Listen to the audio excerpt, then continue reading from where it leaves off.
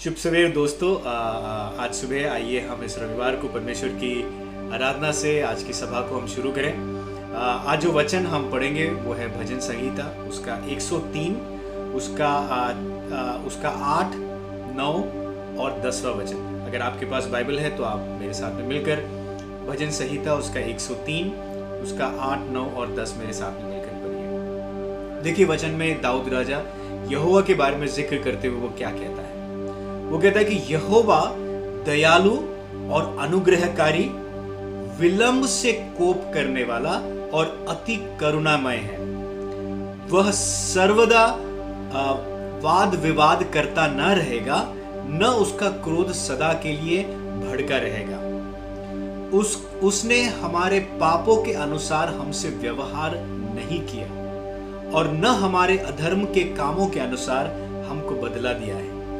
दोस्तों, किसने सुंदर तरीके से दाऊद राजा पुराने नियम में परमेश्वर के बारे में जिक्र कर रहा है, परमेश्वर के दया के बारे में जिक्र कर रहा है, परमेश्वर के अनुग्रह के बारे में जिक्र कर रहा है किस तरह परमेश्वर हमारे पापों के अनुसार हमारे साथ व्यवहार नहीं करता। दोस्तों, हमारे लिए जो नए करार के लोग हैं, जो नए नियम के नए करार के लोग हैं, हम जो बातें दाऊद जाहिर कर रहा है, ये बातों को हम मसीह में अनुभव कर लिए हैं। हम अनुभव करते हैं, हमने अनुभव किया है, क्योंकि मसीह ने परमेश्वर अपने इकलौते पुत्र यीशु मसीह को हमारे लिए भेजकर ये सारी चीजों को हमारे लिए ऑलरेडी उन्होंने प्रकट किया है। हम उस आनंद में जी रहे हैं दोस्तों, वो आनंद में जी रहे हैं जहां पे हमें पूरी तरह से ये मालूम है कि हमारा परमेश्वर हमारे प्रति दयालु है और विलंब से क्रोध करने वाला है। परमेश्वर हमारे साथ जब व्यवहार करता है वो धीरज के साथ व्यवहार करता है, हमें समय देता है और वाद विवाद नहीं करता रहता है, लेकिन उसके क्रोध से सदा भड़का नहीं रहता है, लेकिन वो हमें उद्धार दिलाता है, नया जीवन दिलाता है उसके पुत्र यीशु मसीह के द्वारा।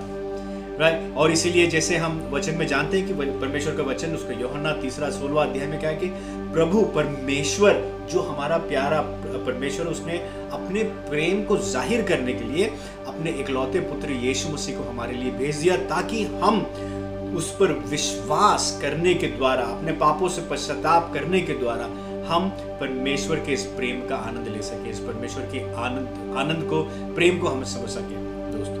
परमेश्वर, और यही तो हमारे मसीही जीवन का सबसे बड़ी एक प्रमुख बात है। ये परमेश्वर के प्रेम के ऊपर ही तो हमारा जीवन टिका हुआ है, हमारा विश्वास टिका हुआ है, हमारी आशा टिकी हुई है। तो दोस्तों, ये बात को हमें हमेशा याद रखना चाहिए, हमेशा इसे सराहना चाहिए। और आज भी सुबह जैसे हम परमेश्वर की आराधना करने के लिए आए हैं, जो गीत हम गाने वाले हैं वो हर एक गीतों में प्रभु के उस प्रेम, प्रभु का उस अनुग्रह, प्रभु के प्रेम को पूरी तरह से जाहिर होते हुए हमें नजर आता है।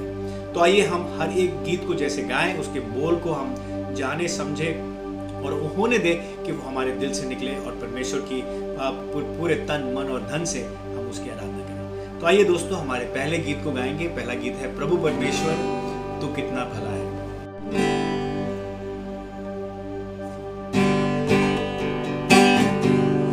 प्रभु परमेश्वर तू कितना भला है, तेरी भलाई सदा की है। प्रभु परमेश्वर तू कितना भला है, तेरी भलाई सदा की है। मेरा दिल तुझे धन्यवाद देता, मेरा प्राण तुझे स्तुति देता। मेरा दिल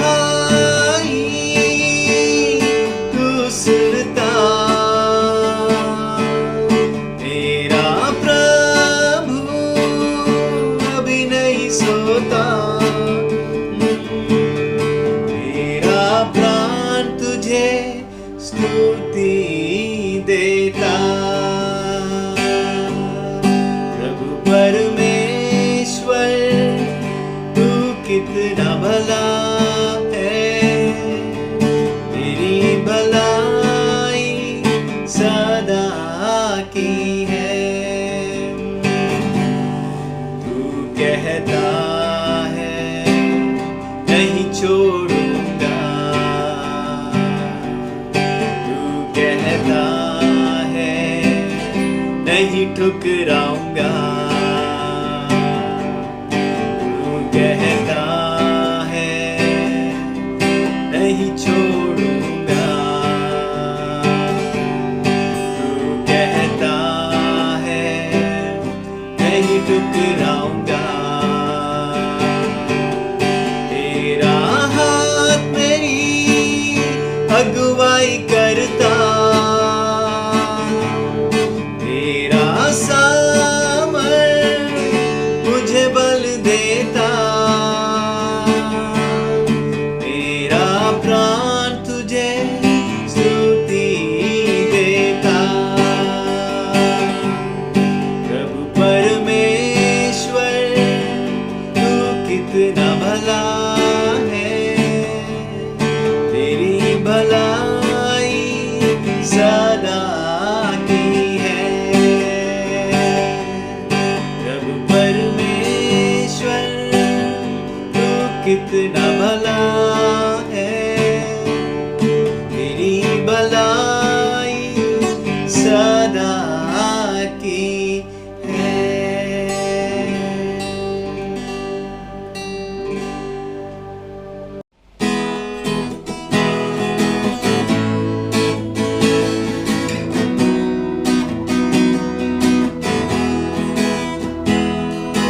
यीशु ने अपना खून बहा के मुझे बचा लिया,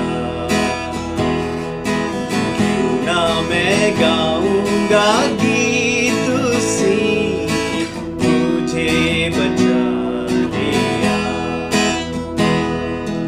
यीशु ने अपना खून बहा के मुझे बचा लिया, क्यों ना मैं गाऊंगा गीत उसी मुझे बचा लिया। जब मैं गुनाहों में डूबा हुआ यीशु आ गया,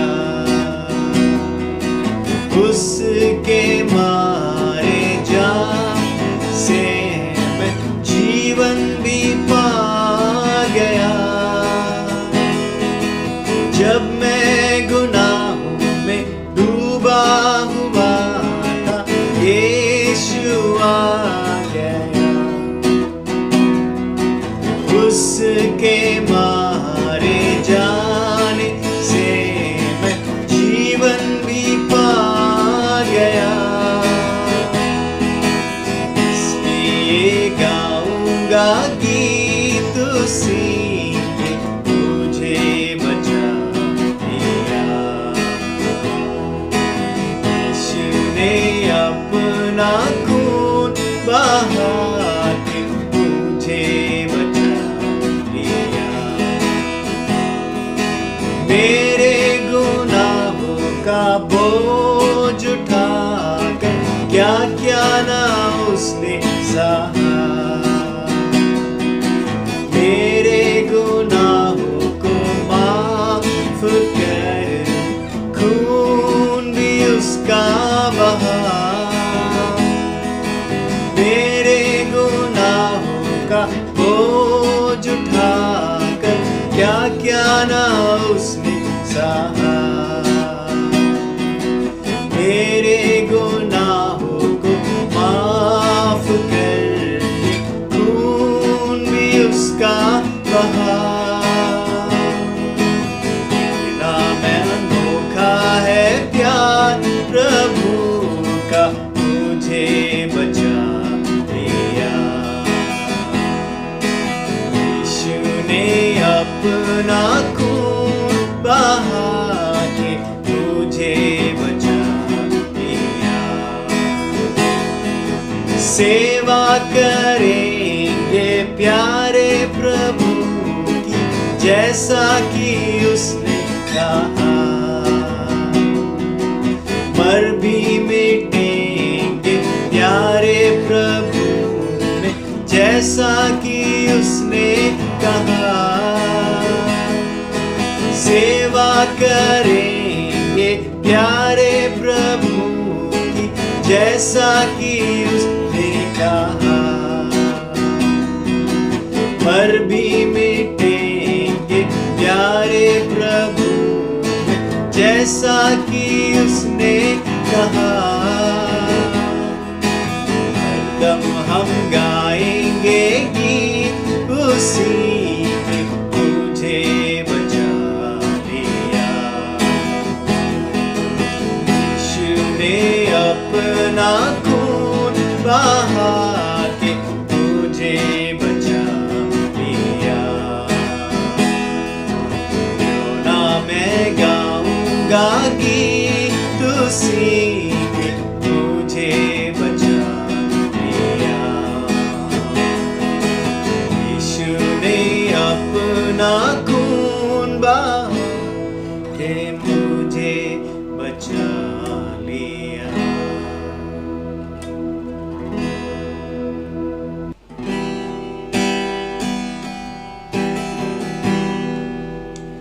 तू मेरा शरण स्थान, तू मेरा गढ़ है। संकट में मेरा दो मेरा प्रभु।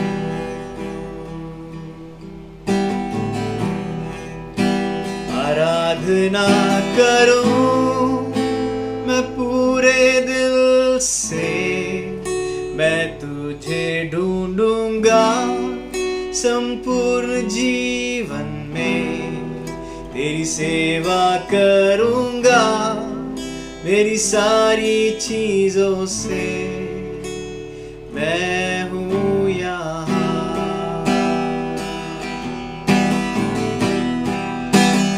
मैं हूँ यहाँ प्रभु, मैं हूँ यहाँ प्रभु, मैं हूँ यहाँ प्रभु, मैं हूँ यहाँ।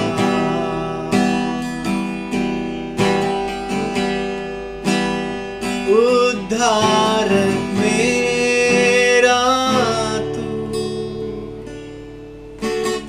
मेरी चंगाई है।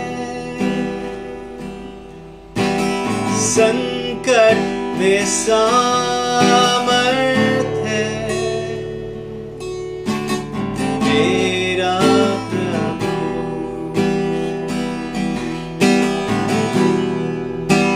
आराधना करूं मैं पूरे दिल से, मैं तुझे ढूंढूंगा संपूर्ण जीवन में।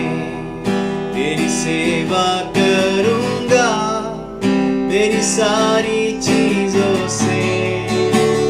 मैं हूँ यहाँ,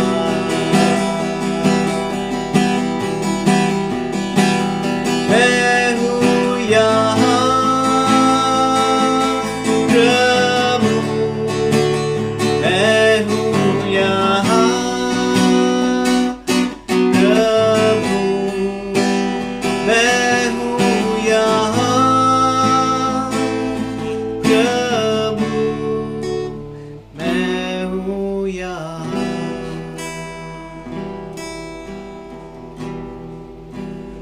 मैं हूँ यहाँ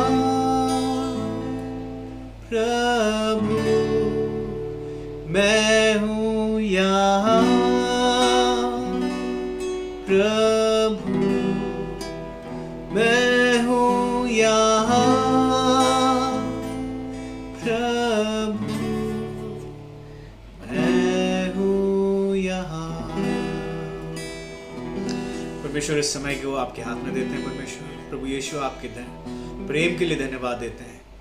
परमेश्वर पिता आपके अनुग्रह के लिए धन्यवाद देते हैं, आपके करुणा के लिए धन्यवाद देते हैं, आपके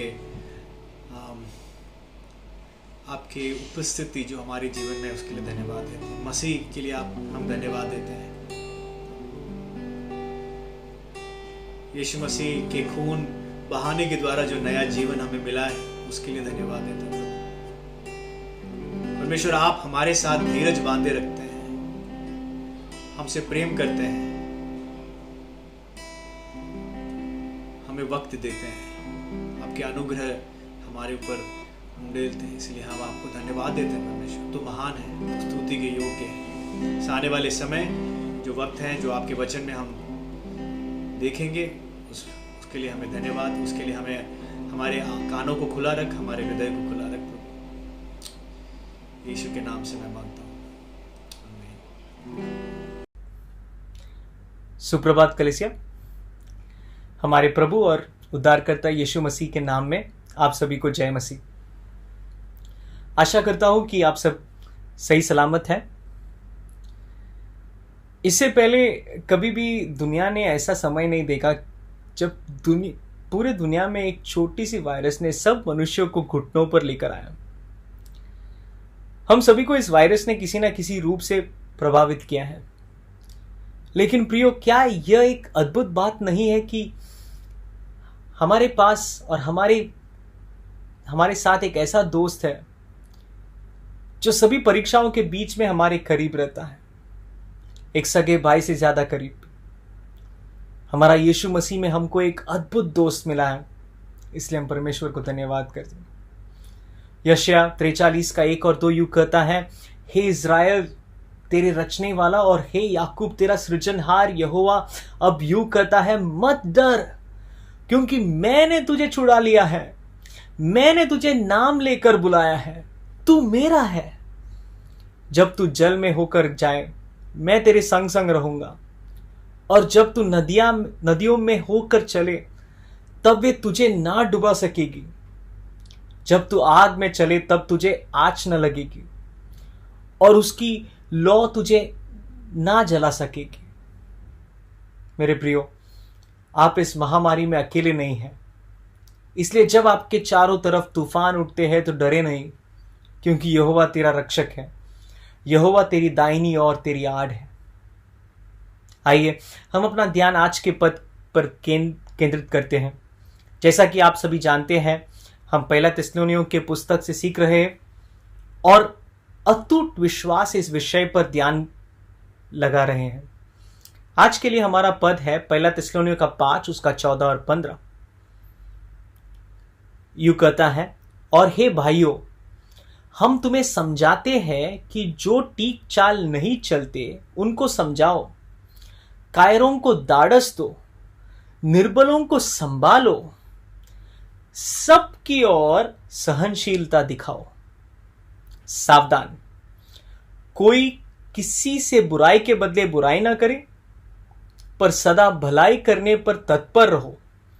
आपस में और सबसे भी भलाई ही की चेष्टा करो। आइए हम प्रार्थना करें। परमेश्वर पिता, आज हम आपके पास आते हैं वचन के द्वारा और पवित्र आत्मा के द्वारा। परमेश्वर, हमारे दिलों में काम करने के लिए हम प्रार्थना करते हैं। आप हमसे बात करना यीशु मसीह के पवित्र नाम से, आमीन। पिछले मंगलवार जैसे ही हम सब अपने काम निपटा लिए थे, एक खबर बाहर आ गए कि हम सब प्यार करने वाले उपदेशकों में से एक, जो दुनिया भर में जाना जाता है रवि ज़करियास के नाम से, वो परमेश्वर के साथ स्वर्ग में जुड़ गए अपने आखिर कुछ दिनों में कैंसर से लड़ने के बाद। भाई और बहनों, प्रभु की दृष्टि में कितना कीमती है उनके संतों की मृत्यु। रवि ज़करियास ने हमारे कई दिलों को कई मायनों में सेवित किया, भले ही हम में से अधिकांश उसे व्यक्तिगत रूप से नहीं मिले। उनके जीवन और सेवा में एक शांत प्रदर्शन था जो अपने दुश्मनों को भी उनके साथ शांति से रख सकते थे। मैं उनके पुराने कुछ वीडियो क्लिप्स उनके उपदेशकों को देख रहे थे। उसमें से एक पंक्ति ने मुझे एहसास कराया कि उनके जीवन और सेवा का नींव शायद वो पंक्ति था। उन्होंने यूं कहा, यीशु और नैतिकतावादी प्रचारकों, मॉरलिस्ट के बीच में यह अंतर है कि नैतिकतावादी बुरे लोगों को अच्छा बनाने के लिए आए थे, लेकिन यीशु मरे हुए लोगों को जीवित करने के लिए आए थे। वाह! यीशु एक व्यक्ति को बेहतर बनाने के लिए नहीं आया, बल्कि वास्तव में मृत लोगों को जीवित करने के लिए आया था। क्या बढ़िया सुसमाचार है ये मेरे दोस्तों। और उस वाक्य ने मुझे इतना उत्तेजित कर दिया, क्योंकि मैं उसी वक्त आज के इस थिस्सलुनीकियों के पद पर मनन कर रहा था। मुझे एक और बार परमेश्वर का संप्रभुता, अंग्रेजी में जो हम कहते हैं गॉड सॉवरेंटी, परमेश्वर का संप्रभुता और परमेश्वर के अद्भुत कामों को याद करके मेरे दिल खिल उठा। मैं मृत लोगों को जीवित नहीं कर सकता, लेकिन यीशु मसीह कर सकते हैं। मैं लोगों को और उनके जीवन को नहीं बदल सकता, लेकिन यीशु मसीह सुसमाचार के द्वारा और पवित्र आत्मा के द्वारा लोगों के हृदय को बदल सकते हैं। जब हम परमेश्वर का संप्रभुता, और उसका यह मतलब है कि परमेश्वर सब मनुष्यों को और सब चीजों का नियंत्रण करता है, और जब हम इस परमेश्वर का संप्रभुता, इस सिद्धांत को जब हमारे हृदयों में ग्रहण करेंगे, और जब हम ये समझेंगे कि मनुष्यों के हृदय को बदलना हमारा काम नहीं लेकिन परमेश्वर का है, तब हमारे जीवन और सेवा में एक नया दृष्टिकोण होगा। हमारे दिलों में इस सच्चाई को जानने के बाद हम अपने रिश्तों में और हमारे सेवा में एक आजादी महसूस कर सकते हैं। जब हम विश्वास करते हैं कि परमेश्वर संप्रभु है और परमेश्वर पूरे संसार को अपने सामर्थ्य के वचन से संभालता है और संपूर्ण मानव इतिहास उनके नियंत्रण में है, और परमेश्वर अपने ही इच्छा के अनुसार पवित्र आत्मा के द्वारा मनुष्य के हृदय में काम करता है, तब और सिर्फ तब हमारे जीवनों में एक महत्वपूर्ण ईश्वरीय गुण निर्माण होता है, जो इस थिस्सलुनीकियों के पद में लिखा हुआ है, और उस गुण का नाम है सहनशीलता। अंग्रेजी में जो हम पेशेंस कहते हैं। सहनशीलता यह जानने में कि परमेश्वर महान है और शक्तिशाली है और संपूर्ण इतिहास उनके नियंत्रण में है। सहनशीलता यह जानने में कि परमेश्वर अपने समय में और अपनी इच्छा के अनुसार लोगों के हृदय में काम करता है, और सहनशीलता यह जानने में कि हमारा परिश्रम और हमारा सेवा परमेश्वर में व्यर्थ नहीं है, और परमेश्वर सही वक्त पर उनके समय में हमारे श्रमों का योग्य फल देता है। भाई और बहनों, जब हम जानेंगे कि परमेश्वर हमारे परिवार के हृदयों में और हमारे कलीसिया के भाई बहनों के हृदय में भी काम करता है, तब हम उनके और हम बड़ी सहनशीलता के साथ बर्ताव कर सकते हैं, क्योंकि परमेश्वर उनमें भी काम कर रहा है हमारी तरह। हम जब थिस्सलुनीकियों के इस पद को पढ़ते हैं, हम ये जान सकते हैं कि पौलुस इस पद में थिस्सलुनीकियों के विश्वासियों को सहनशीलता दिखाने का आह्वान कर रहे हैं। पौलुस ये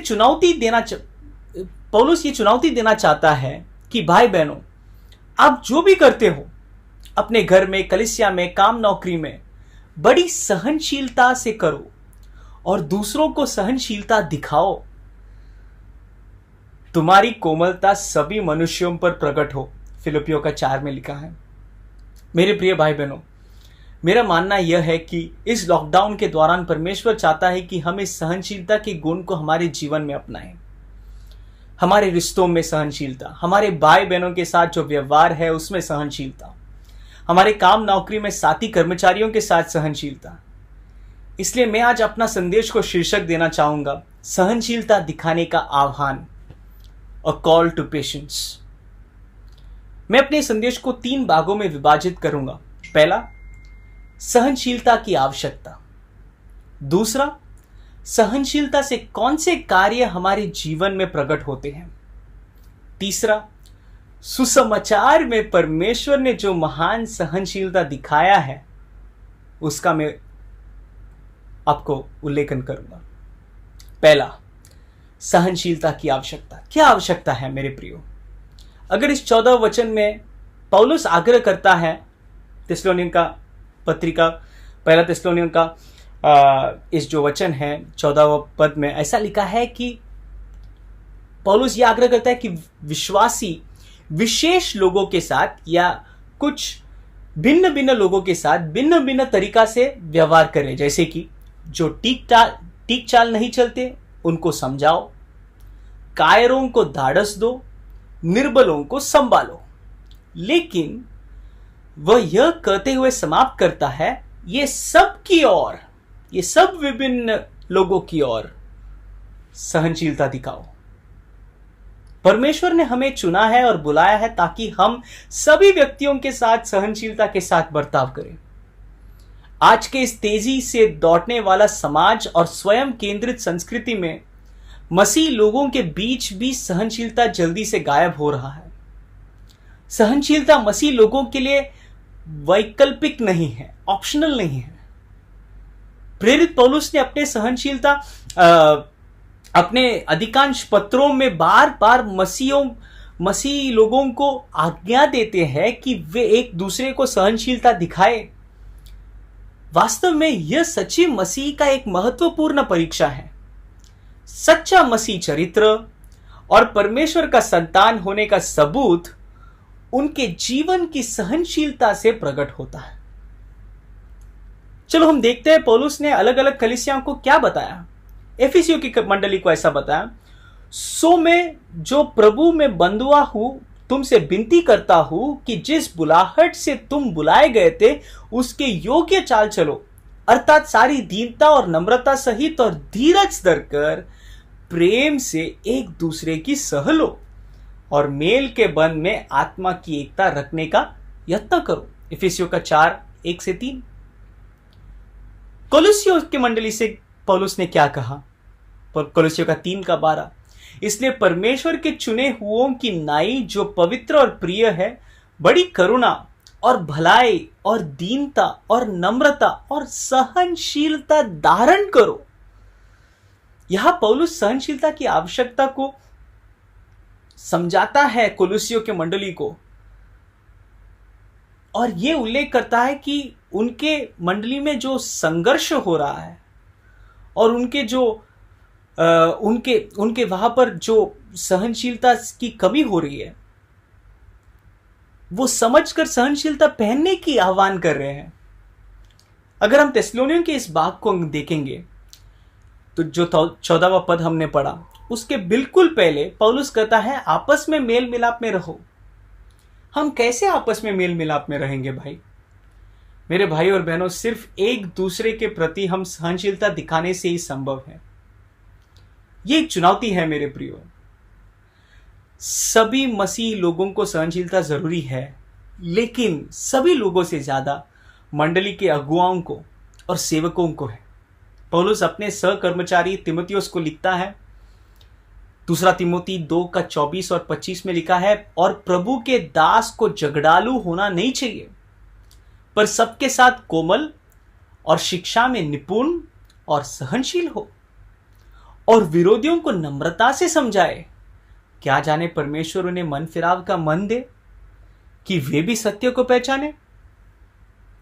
तो ये वास्तव में स्पष्ट है कि प्रत्येक मसीह को सहनशील बनने के लिए बुलाया गया है, और ये एक ऐसा गुण है हर एक सच्चे मसीह व्यक्ति को जो विश्वास में परिपक्वता की ओर बढ़ता है। लेकिन एक मसीह का सहनशीलता परमेश्वर की संप्रभुता में विश्वास करने से ही उत्पन्न होता है। जैसे हमने पहले भी जिक्र किया है, परमेश्वर संपूर्ण मानव इतिहास का नियंत्रण करता है और मनुष्य के हृदय में पवित्र आत्मा के द्वारा काम करता है। इसलिए हम सहनशील हो सकते हैं, पेशेंट हो सकते हैं।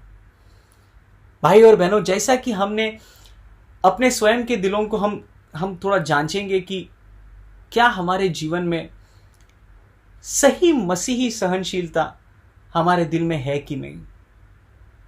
2-3 चीजें हम मसीही सहनशीलता के बारे में हम जान सकते हैं परमेश्वर के वचन से। पहला चीज जो मसीही सहनशीलता के बारे में हम जान सकते हैं कि सहनशीलता दिखाना, जो मसीही सहनशीलता दिखाना, वो एक आदेश भी है और परमेश्वर का उपहार भी है।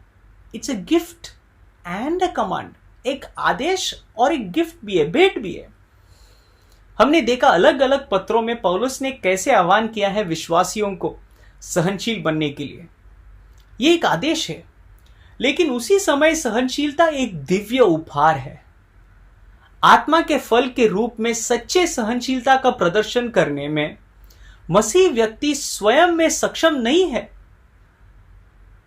4वीं शताब्दी के एक प्रसिद्ध परमेश्वर का दास अगस्टिन ने चेतावनी दी कि मसीह व्यक्ति को घमंड के झूठे सहनशीलता से बचना चाहिए। अगस्टिन ने यह भी कहा कि हम बचे मानव इच्छा के ताकत से उत्पन्न हो सकने वाला एक सहनशीलता से हम बचना चाहिए। हमें वास्तव में सहनशील बनना है और बनने की इच्छा भी करना है, लेकिन एक ईश्वरीय गुण के रूप में सहनशीलता केवल उन लोगों के लिए आता है जो मसीह द्वारा उद्धार पाए हैं और जिसमें पवित्र आत्मा द्वारा फल उत्पन्न होता है। दूसरा चीज जो मसीह सहनशीलता के बारे में हम अगर सीखेंगे तो दूसरा चीज यह है कि सहनशीलता का मसीही गुण हम में तब प्रकट होता है जब हम स्वयं को एक उद्धार किए गए पापी समझ सकते हैं। अपने खुद के कमजोरी को देखेंगे और अपने स्वयं के पापों के बारे में अगर हम जानेंगे तो हमें गर्व के बजाय दूसरे मसीह भाई बहनों के साथ विनम्रता से पेश आना चाहिए। दूसरे मसीह लोगों के साथ अहंकार, घृणा और श्रेष्ठता की भावना से पेश आना बिल्कुल परमेश्वर को महिमा नहीं देता है। इसके बजाय हमें मसीह के उदाहरण द्वारा यह सीखते हैं कि परमेश्वर और साथी विश्वासियों के प्रति सच्ची विनम्रता से जवाब देना है। सहनशीलता से हम ये सोचते हैं कि शायद हम गलत हो सकते हैं। जब मसीह लोग विवादों में फंसते हैं तो सही होते हुए भी गलत होना संभव है। इसलिए हम जब सुसमाचार के लिए भी लड़ते हैं तब सहनशीलता से लड़ना है। तीसरा, ईश्वरीय सहनशीलता का नींव या नेव यह होता है कि हम हमारे दिलों में समझते हैं कि परमेश्वर दूसरे के जीवन में भी काम कर रहा है जैसे वो हमारे दिल में कार्य करता है। जैसा कि पौलुस ने तीमुथियुस को निर्देश दिया कि प्रभु का सेवक सभी के प्रति दयालु रहे, विरोधियों को भी सुधारने में भी सहनशीलता का प्रदर्शन करे, क्योंकि क्या जाने परमेश्वर उन्हें मन फिराव का मन दे कि वे भी सत्य को पहचाने। हम ये समझकर दूसरे विश्वासियों को जवाब देना चाहिए जो स्वयं हमारी तरह कृपा से बचाए गए पापी हैं। इस प्रकार हमें एक दूसरे पर अनुग्रह दिखाना चाहिए और हमारे मसीह विचारधाराओं को सच्चे सहनशीलता से प्रदर्शित करना चाहिए। हम जब दूसरों को सिखाते हैं और समझाने की कोशिश करते हैं, हमें यह याद रखना चाहिए कि केवल परमेश्वर ही मनुष्य के हृदय तक पहुंच सकते हैं। हम उनके भावना तक पहुंच सकते हैं, हम उसके मन तक पहुंच सकते हैं, लेकिन हृदय सिर्फ परमेश्वर बदल सकता है। और वो लोगों के हृदय में भी परमेश्वर काम कर रहा है जो हमारे साथ उस अनुग्रह के संगी वारिश है। इसलिए भाई बहनों, ये एक चुनौती है, ये एक आह्वान है और ये बहुत एक खूबसूरत चुनौती है परमेश्वर हमें सहनशील बनने के लिए जो देता है। ये था मेरा पहला पॉइंट। परमेश्वर हमें सहनशील होने के लिए आह्वान करते हैं। लेकिन दूसरा जो इस पद में 1 थिस्सलुनीयों का 5, 14 और 15 में हम देखते हैं, सहनशीलता से कौन से कार्य हमारे जीवन में प्रकट होता है। परमेश्वर का वचन में सहनशीलता का मतलब यह नहीं है कि हम कुछ नहीं करना। इसके विपरीत सहनशीलता एक जीवंत मसीही गुण है जो परमेश्वर की संप्रभुता में विश्वास करने से उत्पन्न होता है। पौलुस इस पद में हमें अपने आसपास के लोगों के प्रति संवेदनशील होने और विभिन्न तरीकों से सबसे बर्ताव करने के लिए प्रोत्साहित करता है। एक पिता अलग अलग बच्चों के साथ अलग अलग रीति से बर्ताव करता है और उसी तरह पौलुस हमें भी विभिन्न तरीकों से हर एक व्यक्ति से बर्ताव करने के लिए प्रोत्साहित करता है। कैसे? अगर आप 14 और 15 वचन देखेंगे, पहला एक कैटेगरी है जो ठीक चाल नहीं चलते उनको समझाओ। सहनशीलता के साथ। अगर हम जो ठीक चाल नहीं चलते उनको अगर हम ढाढ़स बांधेंगे या उनको संभालेंगे या उनको उठाएंगे तो हम गलत करेंगे। जो ठीक चाल नहीं चलते हम उसे समझाना चाहिए। भाइयों बहनों, पाप के चाल में चलने वालों को समझाना हम सबको मुश्किल लगता है। हमें लगता है कि अगर हम उसे कुछ कहेंगे कि वो गलत कर रहे हैं तो वो भाई हमसे नाराज होंगे। लेकिन भाई, अगर हम सच्ची हमारे भाई बहन को प्रेम करते हैं तो उसे ठीक चाल चलने पर समझाने की कृपा हम परमेश्वर से जरूर मांगे। मेरे प्रियो, हम एक दूसरे को पश्चाताप और मनफिराव के रास्ते पर चलने के लिए प्रोत्साहित करना है। याद करो हमारे माता पिता भाई बहनों को जो हमें सही वक्त पर समझाने की कोशिश की जब हम गलत कर रहे थे और परमेश्वर से दूर भाग रहे थे। मुझे अभी भी कुछ ऐसे यादें हैं जहां मैं नाश की और मेरे पाप के अंधेपन में और मेरी मूर्खता में मैं सचमुच परमेश्वर का संतान हूं करके ये सब भूलकर ऐसा रास्ता चुन लिया था जो बिल्कुल एक मसीह के लिए योग्य नहीं था। पर उस वक्त में सहनशीलता के साथ मेरे भाइयों ने समझाया कि मेरे चाल ठीक नहीं है। उन लोग मुझसे प्रेम करते थे, इसलिए उन्होंने सहनशीलता के साथ मेरे पाप को एक्सपोज किया। मैं धन्यवाद करता हूं उन भाइयों के लिए जो मुझे सिर्फ मीठा मीठा बात नहीं बोलता, लेकिन प्रेम से मुझे मेरे पाप को दिखाकर मनफिराव की ओर ले जाता है। दाऊद राजा ने जब व्यभिचार किया तब नातान भविष्यवक्ता ने उसे बिना डर कर सहनशीलता के साथ उनके पाप के बारे में जो जोर देकर बताया, बोला कि तुमने किया जो बहुत गलत है। तो दाऊद ने क्या किया? जल्दी पश्चाताप की। इसलिए भाइयों, हम सहनशीलता से उनको समझाएं जो ठीक चाल नहीं चलते हैं। लेकिन अब दूसरे कैटेगरी जो थिस्सलुनीकियों में लिखा है इस पद में, जो डरते हैं और कायर है, उनके लिए क्या करना चाहिए? सहनशीलता के साथ हम कायरों को ढाढ़स देना है। प्रिय, यहां एक और सेवा है जिसमें हम सभी भाई बहन सक्रिय रूप से हिस्सा ले सकते हैं और यह प्रभु की दृष्टि में बहुत मूल्यवान सेवा है। वो कौन सा सेवा है? कायरों और बेहोश दिलों को प्रोत्साहित करके, जो दिल में उत्सुक है, जो लोग दुनिया में परीक्षाओं और चारों ओर की प्रलोभनों के तूफान के कारण उम्मीद खो देते हैं। वचन में एक आदमी का एक जिक्र किया है जिसका नाम बारनबास था, जिसका मतलब है, बारनबास शब्द का मतलब है प्रोत्साहन का बेटा। वह पौलुस के साथ बहुत यात्रा करता था। इतिहास कहता है कि उनका मूल नाम यूसुफ था, लेकिन वह इतना उत्साहजनक व्यक्ति थे और वे दूसरों को ढाढ़स बांधते थे और वो प्रोत्साहन देते थे कि उनको एक निकनेम दिया गया, बारनबास, प्रोत्साहन का पुत्र। क्या आज सुबह हमारे बीच में कोई बारनबास है जो सहनशीलता के साथ कायरों को प्रोत्साहित करेगा? मेरे प्रियो, प्रोत्साहन का यह सेवा अधिक दिखावटी या प्रमुखता या प्रचार करने वाला सेवा नहीं है। यह अक्सर एक व्यक्तिगत सेवा है, पर्सनल है, छुपा हुआ सेवा है जो दुनिया को नहीं दिखता, लेकिन परमेश्वर और मनुष्य के लिए बहुत मूल्यवान सेवा है।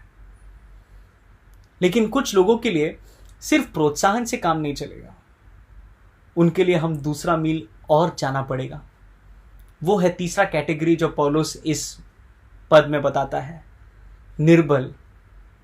निर्बलों को संभालना या निर्बलों को उठाना, वो भी सहनशीलता के साथ। आपको याद होगा एक कहानी, यूहन्ना के 5वां अध्याय में एक लकवाग्रस्त आदमी 38 साल तक बेथेस्दा के एक कुंड के पास एक शिकायत थी उनको, क्योंकि वहां पे 38 साल से वो पड़ा हुआ था। हे प्रभु, मेरे पास कोई मनुष्य नहीं कि जब पानी हिलाया जाए तो मुझे कुंड में उतारे, परंतु मेरे पहुंचते पहुंचते दूसरा मुझसे पहले उतर पड़ता है। क्योंकि उस कुंड को हिलाने के लिए वहां पर एक स्वर्गदूत आता था और जो पहला छलांग मारता था वो चंगा होता था। मेरे प्रियो, कुछ लोग आत्मिक रूप से लकवाग्रस्त हैं और उसे मदद करने की जरूरत होती है और वे इंतजार में रहते हैं कि कौन मुझे मदद करेगा। आपको एक दूसरे लकवाग्रस्त व्यक्ति का कहानी याद है, जिसे एक बिस्तर पर 4 दोस्तों द्वारा यीशु के पास लाया गया था, और उस 4 दोस्तों ने छत को खोला और यीशु मसीह के सामने उस आदमी को नीचे रख दिया। और यीशु ने उन दोस्तों का विश्वास को देखकर कहा, बेटा तुम्हारा पाप क्षमा हुआ है, तुम चंगा हो गए, तुम्हारा बिस्तर लेकर चले जाओ। मेरे भाई बहन, परमेश्वर ये चाहता है कि हम दूसरों के बोझ को उठाएं, दूसरों को उठाएं। हम याद नहीं करते कि हमारे कुछ भाई बहनों थे जो हमें ले गया परमेश्वर के पास प्रार्थना, और हमारे लिए प्रार्थना की और हमारे लिए विनती की। हमें कोई ऐसा व्यक्ति जानता नहीं। हम जानते हैं हमारे जीवन में कौन हमारे बोझों को उठाया। भाई और बहनों, परमेश्वर ने हमें वचन में एक दूसरे के बोझ उठाने और इस तरह मसीह के कानून को पूरा करने के लिए प्रोत्साहित किया। मैं प्रार्थना करता हूं कि परमेश्वर अपने लोगों को एक बार फिर से पुनर्जीवित करेगा, कि वे सभी सहनशीलता के साथ ईमानदारी से प्यार करें और अपने कमजोर भाई और बहनों के बोझ को सहन करें। गलातियों का 6:1 कहता है, हे भाइयों, यदि कोई मनुष्य किसी अपराध में पकड़ा जाए तो तुम में से जो आत्मिक है वो नम्रता के साथ ऐसे लोगों को संभाले। परमेश्वर हमें ऐसा करने का अनुग्रह दे। भाइयों, मैं आखिरी तरीका या आखिरी कैटेगरी के लोगों के बारे में मैं जिक्र करना चाहता हूँ, या आखिरी तरीका का जिक्र करना चाहता हूँ जिससे हम सहनशीलता सक्रिय रूप से प्रदर्शित कर सकता है, और वो है 15वें वचन में इस पद का, बुराई के बदले बुराई ना करे पर सदा भलाई करने पर तत्पर रहे। मेरे प्रिय, अगर एक मसीह उसके खिलाफ किए गए बुराई का बदला लेने की इच्छा रखता है, उसने यह नहीं सीखा कि सहनशीलता पूर्वक क्षमा करने और प्रभु के न्याय की प्रतीक्षा करने का क्या अर्थ है। यीशु ने हमें परमेश्वर के बच्चों के रूप में कहा है कि जब कोई हमें एक गाल पर थप्पड़ मारे तो दूसरा गाल भी दिखा देना, हमारे दुश्मन को एक गिलास पानी पिला देना और उनके साथ प्रेम से व्यवहार करना। भाई और बहनों, बदला लेना परमेश्वर के बच्चों का नहीं है। क्या हम उन लोगों से बदला लेने की प्रतीक्षा करते हैं जिन्होंने हमें चोट पहुंचाया? या क्या हम कभी कभी इंतजार करते हैं और सोचते हैं कि यार कैसे भी करके हमारे दुश्मन को ऐसे आपदा या बीमारी का सामना करें? यदि ऐसा है तो हम मसीह के आत्मा को नहीं जानते हैं मेरे दोस्त। हाँ, लेकिन क्योंकि हम मसीह है बहुत सालों से, शायद हम बदला नहीं लेते हैं, लेकिन हम उसका भलाई भी नहीं चाहता है पूरे दिल से। कोलोसियों की मंडली को लिखते हुए पौलुस कहता है, कोलोसियों का 3:13 में, एक दूसरे की सह लो और एक दूसरे के अपराध क्षमा करो, जैसे प्रभु ने तुम्हारे अपराध क्षमा किए वैसे ही तुम भी करो। हालांकि हम में से प्रत्येक ने यीशु को नाराज किया था, लेकिन फिर भी वह हमारे लिए मर गए, हमें क्षमा कर दिया और हमें हमेशा की जिंदगी दी, जब हम दुश्मन थे। इसलिए उस प्यार को हम याद करके हम एक दूसरे को क्षमा करें।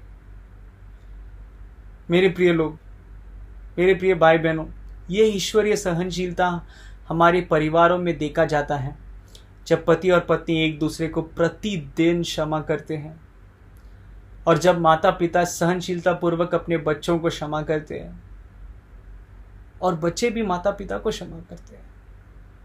कलीसिया में यह ईश्वरीय सहनशीलता तब देखा जाता है जब पासबान उन लोगों को क्षमा करते हैं जो उन्हें अपमानित करते हैं, और जब सदस्य अपने पासबान और भाई बहनों को भी क्षमा करते हैं जब वे गलती करते हैं। ये ईश्वरीय सहनशीलता ही घर और कलीसिया और संगति को एकता से आगे ले चलता है। लेकिन मेरे प्रियजन, अगर आप और मैं ईमानदार हैं तो हम ये कहेंगे कि हम बुरी तरह से फेल हो गए हैं। अपने जीवन में परमेश्वर की सहनशीलता को प्रदर्शित करने में और हम इसे हम बहुत बार पछताते हैं कि कैसे हमने अपने असहनशीलता के माध्यम से अपने स्वयं के जीवन और हमारे परिवारों के जीवन और हमारे कलीसिया के भाई बहनों के जीवन में टोकर पहुंचाया है। हमारे परिवारों और कलीसिया और कार्यस्थल में भी गड़बड़ कर दी है हमारी असहनशीलता की वजह से। परमेश्वर इस दिन हमें पश्चाताप करने के लिए कहते हैं, लेकिन जब हम पश्चाताप करते हैं तो मैं आपको परमेश्वर की सहनशीलता का स्मरण दिलाना चाहता हूं, जो हमको नई आशा और नई उम्मीद देता है सुसमाचार में यीशु मसीह के द्वारा। और इस तीसरे बिंदु के साथ मैं मेरा संदेश समाप्त करना चाहता हूं, और ये है सुसमाचार में ही यीशु मसीह के द्वारा हम संपूर्ण सहनशीलता देखते हैं परमेश्वर का। शायद कोई एक ऐसा व्यक्ति होगा जो सोचता होगा, मैंने अपनी असहनशीलता की वजह से मैंने मेरे रिश्ते को बर्बाद कर दिया है। कोई और सोचता होगा, मैं मेरे सहकर्मी के साथ थोड़ा और सहनशीलता से पेश आना चाहिए। कोई और सोचता होगा, यार मैंने उस भाई के साथ मैंने अच्छे से बर्ताव नहीं किया, असहनशीलता से बर्ताव किया है। और शायद आपका दिल में परमेश्वर का आत्मा काम कर रहा है कि पश्चाताप करने के लिए, लेकिन जब आप वैसे कर रहे हो, मैं आपको परमेश्वर की सहनशीलता को स्मरण करना चाहता हूं। क्या वह हमारे अपवित्रता और गलत चाल चलन को पवित्र आत्मा के द्वारा समझा के नहीं दिया? बड़ी सहनशीलता के साथ बार बार समझाया, नहीं समझाया? क्या परमेश्वर ने हमारे भाई बहनों की सेवा के द्वारा हमें डांटा नहीं? और उसमें उसका सहनशीलता दिखता है। बार बार वो अपने को वचन लेकर आता है, विभिन्न प्रकार के परीक्षाओं और क्लेशों से गुजरने की अनुमति देकर सहनशीलता से काम परमेश्वर ने हमारे जीवन में नहीं किया। परमेश्वर जिससे प्रेम करता है उसे वो ताड़ना देता है। हाँ, परमेश्वर ने अपनी सहनशीलता से हमें डांटा और हमें पश्चाताप देकर वापस लौटाया, लेकिन सिर्फ बस उतना ही नहीं। परमेश्वर ने सिर्फ हमें डांटा नहीं, लेकिन परमेश्वर ने हमें प्रोत्साहित नहीं किया। जब हम डरे हुए थे, जब हम कायर थे, जब हम सोचा कि हम गिरने वाले हैं, तब उन्होंने पवित्र आत्मा के द्वारा हमारी आंखों को यीशु मसीह की और शक्ति के लिए नहीं मुड़ाया। जब हम पूरी तरह से फेल हो गए थे और कंप्लीट और पूरी तरह से हम मैस कर दिए थे, परमेश्वर हमारे साथ सहनशील नहीं थे? क्या उन्होंने उस भाई बहन को आपके सामने नहीं भेजा आपके लिए प्रार्थना करने के लिए, उस दुर्बलता की इस अवसर पे? क्या यीशु मसीह आज भी आपके लिए पिता के दाहिने बाजू पे नहीं बैठा है, आपके लिए विनती करते हुए, जब आप सोच विचार और दर्द और पाप से आप संघर्ष करते हैं? वो सहनशील था, है और रहेगा। वो प्रोत्साहित करता है जब हम डरे हुए हैं, जब हम कायर हैं। लेकिन अगर हम थोड़ा और सोचेंगे, जब हम मरे हुए थे पाप में, जब हम लकवेपन में, उस 38 साल जैसा व्यक्ति जो उस पुल के सामने जब हम बैठे हुए थे, किसी ने हमारी मदद नहीं की, तो परमेश्वर नहीं आया हम वहां पर? यीशु मसीह वहां पर आकर मुझे चंगा नहीं किया, मुझे उठाया नहीं? मुझे उस भटका हुआ बेटा जैसा, मैं जब दुनिया के लालसाओं में मैं मगन थे और मुझे परमेश्वर की और कोई इच्छा नहीं थी, परमेश्वर ने मेरी ओर भागकर मुझे गले लगाकर मुझे नया जीवन नहीं दिया? क्या अद्भुत है उसका सहनशीलता, हमारी तरफ जो विश्वास किया। लेकिन मेरे प्रियो, अगर आप एक विश्वासी नहीं हो, इस सुबह मैं तुम्हें याद दिलाना चाहता हूं एक और तरीका जिससे वो अपनी सहनशीलता आपकी ओर दिखाता है। उन्होंने तुम्हारी और तुमने जो बुराई की है उसका बदले में बुराई नहीं किया, लेकिन तुम्हारे लिए अच्छा किया जब तुम उसके बारे में जानते भी नहीं हो। तुम नहीं चाहते थे परमेश्वर के साथ तुम्हारा कोई संबंध हो, तुमने उसको ठोसा, लेकिन फिर भी वो सहनशील थे। तुम अपना जीवन जीना चाहते थे, उनके मुंह पर थूकते, लेकिन वो फिर भी सहनशील थे। वो अभी भी तुम्हारे तुम्हारे तुम्हारे तुम्हारे अभी भी तुम्हारे पाप और सभी वो सहनशीलता अभी भी दिखाना चाहता है। यीशु मसीह के द्वारा उनका हृदय तुम्हारे लिए प्रेम से तड़पता है मेरे भाई। और ये वो अच्छा काम है जिसने वो हमारे लिए किया जब हम बुरा किए उसके साथ, और उसने यीशु मसीह को हमारे लिए भेजा, हमारे पापों के लिए मरने के लिए, ताकि जो कोई उस पर विश्वास करे नाश ना हो लेकिन अनंत जीवन पाए। मैं प्रार्थना करता हूं कि परमेश्वर आपको अनुग्रह दे पश्चाताप कर। मैं प्रार्थना करता हूं कि आप परमेश्वर के इस दया और इस प्रेम और उनकी सहनशीलता का धन को जाने। आमीन। परमेश्वर आपको आशीष दे।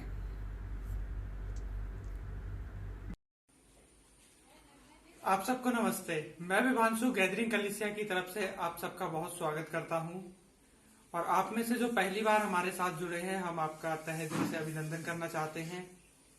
और हमारी संडे सर्विस की सूचनाएं कुछ इस प्रकार से हैं कि इंग्लिश की सर्विस सुबह 10:30 बजे से शुरू होती है और हिंदी के लिए 11:30 बजे से। और इन दिनों फिलहाल लॉकडाउन के चलते हमें कोई भी भारत सरकार की तरफ से अभी एक जगह इकट्ठा होने की सूचना नहीं मिली है, तो इसलिए ये सारी सर्विस अभी ऑनलाइन यूट्यूब और फेसबुक के जरिए आप तक पहुंचाई जा रही हैं। और इसके साथ हम आपको बताना चाहते हैं कि हम छोटे छोटे ग्रुपों में मिलते हैं जिनको हम गॉस्पेल कम्युनिटी बोलते हैं, जहां पर मौका होता है कि हम एक दूसरे को विश्वास में बढ़ाते हैं, एक दूसरे को वचन को सीखने समझने में मदद करते हैं। और वाकई में एक अच्छा समय होता है जहां पर कई बार हमें मौका मिलता है कि हम अपने दिल की गहराइयों से अपने पश्चाताप को करके अपने मन को फिराते हैं। अगर आप इसका हिस्सा होना चाहते हैं तो आप हमें संपर्क कर सकते हैं। और इनके साथ ही हम लोग गुरुवार के दिन 8:30 बजे एक प्रार्थना, पूरे गैदरिंग परिवार मिलकर एक प्रार्थना सभा करते हैं जूम के जरिए। अगर आप उसका हिस्सा होना चाहते हैं तो आप हमें संपर्क कर सकते हैं। और इसके साथ में हम आपको बताना चाहते हैं कि अगर आपके कोई प्रार्थना विषय है, अगर आप कोई सलाह चाहते हैं, अगर आप अपने किसी पाप को लेकर पश्चाताप कर कर अपने मन को फिराना चाहते हैं, और इन सब के लिए अगर आप हमारे पासवानों से संपर्क करना चाहते हैं तो आप हमें संपर्क करने के लिए हमारे फेसबुक के जरिए आप हमें संपर्क कर सकते हैं। आप हमें व्हाट्सएप के जरिए, आप हमारे गैदरिंग वेबसाइट के जरिए हमें संपर्क कर सकते हैं। और हमारी कामना है कि आप स्वस्थ रहें, सुरक्षित रहें, और हमारे आशा है कि आने वाले सप्ताह में आप हमारे साथ बने रहेंगे। धन्यवाद।